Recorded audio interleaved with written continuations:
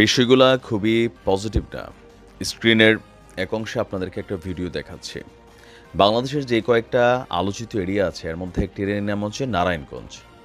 দর্শক, গতকালকে নারায়ণগঞ্জে একটা ঘটনা ঘটেছে। বাংলাদেশের বেশ কিছু সোশ্যাল মিডিয়া প্ল্যাটফর্মে এই যে ভিডিও ফুটেজগুলো এসেছে। আপনার স্ক্রিনের এক অংশে যে দৃশ্য দেখতে পাচ্ছেন যে আমাদের সেনাবাহিনী, পাশাপাশি পুলিশ বাহিনী কাউকে ধরছে, কাউকে ধাওয়া করছে। ঘটনার স্পটটা হচ্ছে নারায়ণগঞ্জ। এখন নারায়ণগঞ্জে আসলে কাদের সাথে এই ঝামেলাটা হলো? এখানে কেউ বলছেন সেনাবাহিনীর সাথে সংঘর্ষে লিপ্ত হয়েছেন। আবার কেউ বলছেন সেনাবাহিনী এসে প্রথমে মাইকে সুন্দরভাবে তাদেরকে চলে যেতে বলেছে, কিন্তু তারা যায়নি। তো নারায়ণগঞ্জ শিল্পপ্রবণ এরিয়া। সেখানে বিভিন্ন কলকারখানা আছে, ইন্ডাস্ট্রি আছে, মিল ফ্যাক্টরিজ আছে। আপনি দেখেন গেল কয়েকদিন না, আমরা যদি মাসের উপর হয়ে গেছে যে বাংলাদেশের বিভিন্ন জায়গায় আমাদের যে শিল্প কারখানাগুলো আছে সেখানে নানান ধরনের চক্র আপনার তাদের আবির্ভাব ঘটেছে। শিল্প কলকারখানাগুলোকে ফুল্লি চালু করতে দিচ্ছে না, চাঁদা দাবি করা হচ্ছে, বিভিন্ন ধরনের শ্রমিকদেরকে উস্কানি দেওয়া পরিস্থিতিটাকে খারাপের দিকে নেওয়া হচ্ছে। আইনশৃঙ্খলা বাহিনী যথেষ্ট চেষ্টা করলেও পরিস্থিতি কিন্তু খুব বেশি কন্ট্রোলে না। পুলিশকে এই মুহূর্তে পাত্তাই দিচ্ছে না, বা পুলিশও 5ই আগস্টের আগের পুলিশ আর পরের পুলিশে অনেকটা পার্থক্য আমরা দেখছি, যার কারণে সেনাবাহিনীকে ডিপ্লয়েড করা হয়েছে ম্যাজিস্ট্রেসি পাওয়ার দিয়ে। কিন্তু সেই সেনাবাহিনীর সাথে এসা সংঘর্ষে লিপ্ত হওয়ার মতন সাহস আমি জানি না যে বাংলাদেশে এইটা কোন গ্রুপ। কেউ বলছেন যে এগুলো আওয়ামী লীগের নেতাকর্মী, কেউ বলছেন বিএনপির, কেউ বলছেন লোকাল চাঁদাবাজ। তো আমি মনে করি যদি আওয়ামী লীগ হয় তাহলে তো আরও ভালো, সাথে সাথে গ্রেপ্তার করেন, দুই একটারে ক্রস ফায়ার দিয়ে দেন। আবার যেই দলেরই হোক, আওয়ামী লীগ হলে তার মানুষের মধ্যে আফসোস হবে না।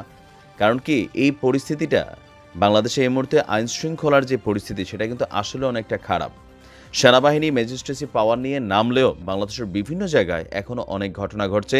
অতীতে আমরা সেনাবাহিনীকে যেই শক্ত ভূমিকায় দেখতাম, ওই রকম শক্ত ভূমিকা কিন্তু সেনাবাহিনীর আমরা এবার পাচ্ছি না। এর উপর একটা চাপও আছে সেনাবাহিনীর উপরে। কোনটা? মাত্র সরকার পতন ঘটলো, গুলির ঘটনা নিয়ে বিশ্ব তোলপাড়।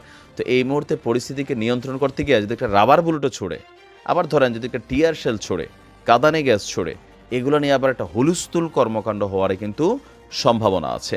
তো যারা বলছেন যে আওয়ামী লীগের বিভিন্ন নেতাকর্মীরা পরিচয় বা ভোল পাল্টে তারা দেশকে অস্থিতিশীল করার জন্য এই ধরনের কর্মকাণ্ড করছেন, তা আমি তাদের উদ্দেশ্যে বলি যে ক্রসফায়ার দিয়ে দেন। কারণ এইভাবে যদি প্রতিনিয়ত পুলিশকে মানে না, সেনাবাহিনীর সাথে সংঘর্ষে জড়ায় যায়, তারপর হচ্ছে সেনাবাহিনী মাইকে কথা বলতেছে, পাবলিক রাস্তায় দাঁড়াচ্ছে, সেখানে বিক্ষোভ সমাবেশ করতেছে, সেনাবাহিনীর সুন্দর বক্তব্য দিচ্ছে, রাস্তায় দাঁড়ায় তো আর কোনো কিছু আদায় হয় না।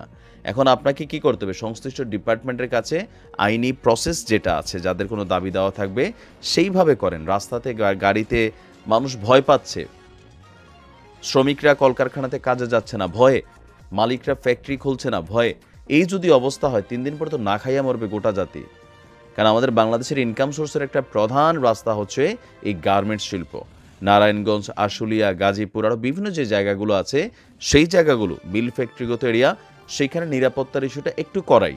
তবে বিষয় যদি এমন হয় সেনাবাহিনী গেলে সেনাবাহিনীর সাথে পাঙ্গা নেওয়ার সাহস করে ফেলে, এটাকে কিন্তু হালকাভাবে দেখার সুযোগ নেই। একটা চক্র, আবার এটা যেই দল সমর্থিত হোক, একটা চক্র কিন্তু চাচ্ছে বাংলাদেশের অবস্থা খারাপ হোক। আবার বিদেশি ষড়যন্ত্র তো আছেই। আপনি দেখেন যে পার্বত্য চট্টগ্রাম নিয়ে বারবার নানান ধরনের কথা হচ্ছে, ভারত ঘোষণা দিচ্ছে বাংলাদেশকে ভাঙা 2টা করে দিবে।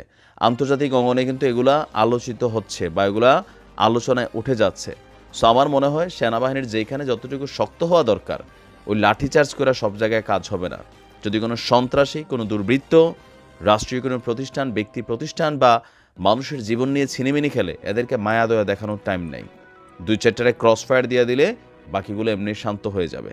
কারণ সবার কাছে একটা জিনিস মনে হচ্ছে যে না, এখন তো আর সেনাবাহিনী গুলি করবে না, পুলিশ গুলি করবে না, সমস্যা কি? এটা কিন্তু হচ্ছে বিভিন্ন জায়গায়। একটু হার্ডওয়েতে যাওয়া দরকার। ভালো থাকুন। আসসালামু আলাইকুম।